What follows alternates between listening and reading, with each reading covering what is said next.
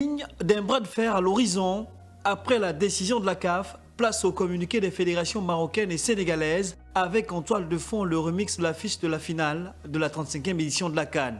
Deux communiqués au contenu opposé, chacun prêche pour sa chapelle. Loin du calme, les prochains jours s'annoncent tumultueux pour le football africain sur le chemin d'une affaire à plusieurs scénarios. La Fédération royale marocaine de football a pour sa part précisé que sa démarche n'a jamais eu pour objet de contester la performance sportive des équipes engagées. Simplement, elle réaffirme son attachement au respect des règles, à la clarté du cadre compétitif et à la stabilité des compétitions africaines.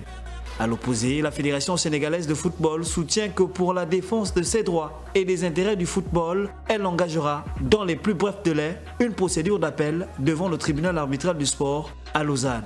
La FSF réaffirme également son engagement indéfectible envers les valeurs d'intégrité et de justice sportive et tiendra le public informé des suites données à cette affaire.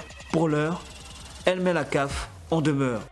Point de temps mort, donc, le Sénégal réclame justice et sur la voie d'un recours, la fédération se remet aux tasses pour arbitrage. Et de ce côté, il faudra attendre pour connaître l'issue de cette situation qui alimente les débats dans un contexte déjà tendu.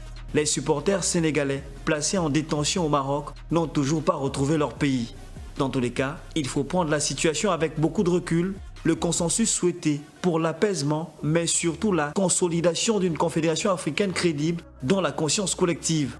L'image du football africain doit être restaurée loin des terrains politiques pour que le sport africain et ses acteurs soient gagnants.